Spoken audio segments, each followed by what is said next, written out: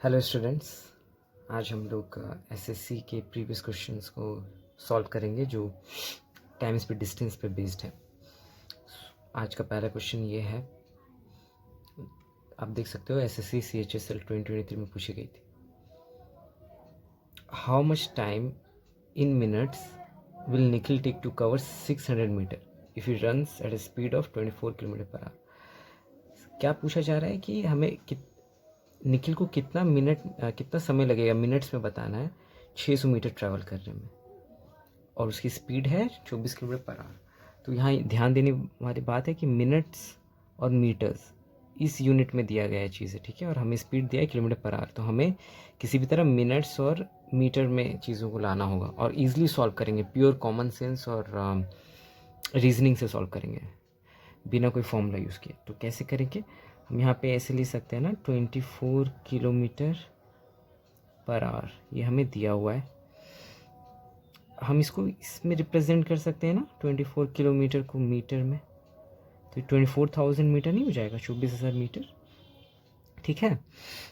क्योंकि हमें मीटर में 600 मीटर्स की बात हो रहा है, मीटर में पूछा जा रहा है, इसलिए हमने मीटर में इसे बस लिख दिया है और मिनट में होना चाहिए, तो हमें आर दिया है। ये स्पीड क्या है, 1 घंटे में 24 किलोमीटर जाती है, तो इसको 1 घंटे का मतलब 60 मिनट नहीं लिख सकते हैं।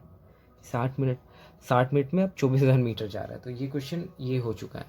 कितना सिंपली आपने विजुलाइज कर लिया, और आपको पेन और पेपर की भी ज़रूरत नहीं पड़ेगी।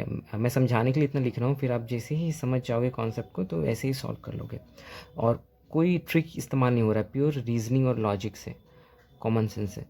तो हमें बोल रहा है 600 मीटर जाने में कितना लगेगा। यहाँ इससे क्या मतलब हो रहा है, 60 मिनट में निखिल 24,000 मीटर जाता है, तो ऑब्वियसली 600 मीटर जाने में कम वक्त लगेगा, कम समय लगेगा, क्योंकि डिस्टेंस कम हो रहा है तो टाइम भी कम होगा, डायरेक्टली डिपेंडेंट है, राइट, डायरेक्टली प्रोपोर्शनल।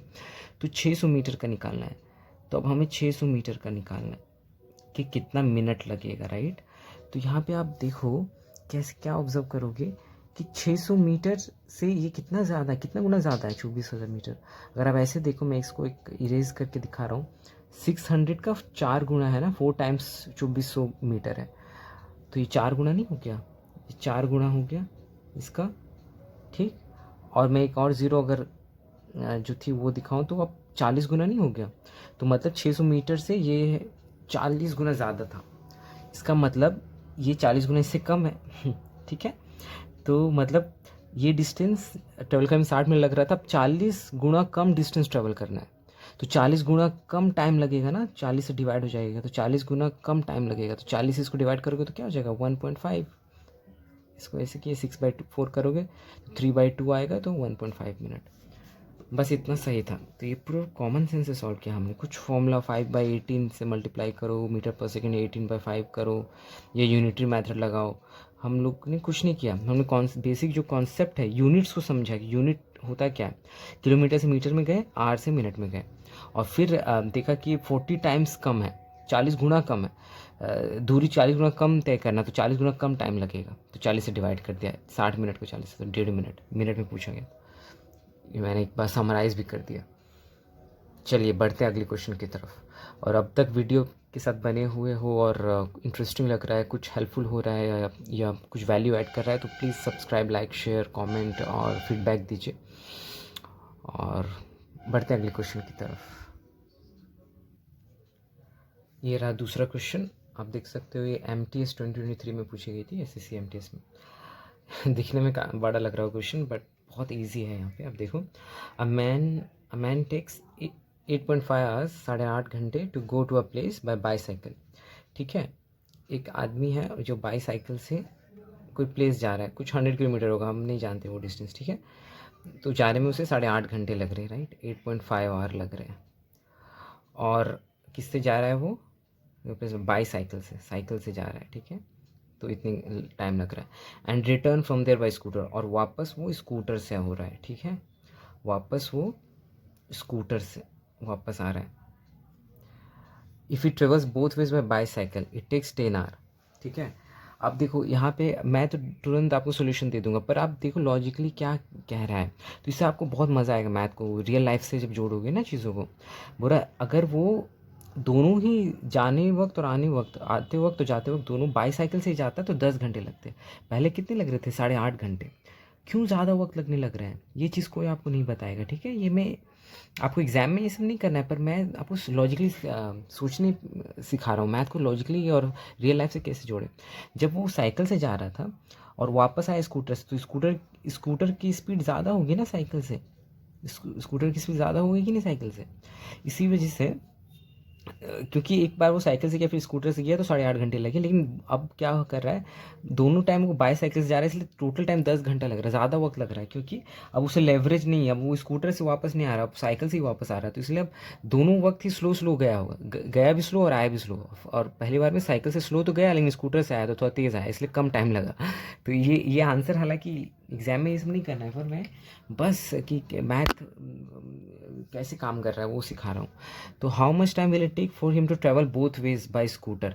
अब बोल रहा है कि कितना टाइम लगेगा बोथ वेज। अब इसका फ़ायदा क्या होगा कि अब हमें क्या बोला जा रहा है ना, कि अगर ये निकालें कि जाते वक्त भी स्कूटर से गया और आते वक्त स्कूटर से गया तो और कम टाइम लगेगा ना।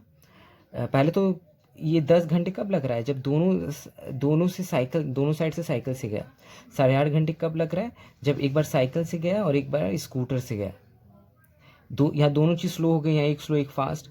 और अब क्या 8.5 घंटे लगेंगे जब दो बार स्कूटर से ही जाएगा?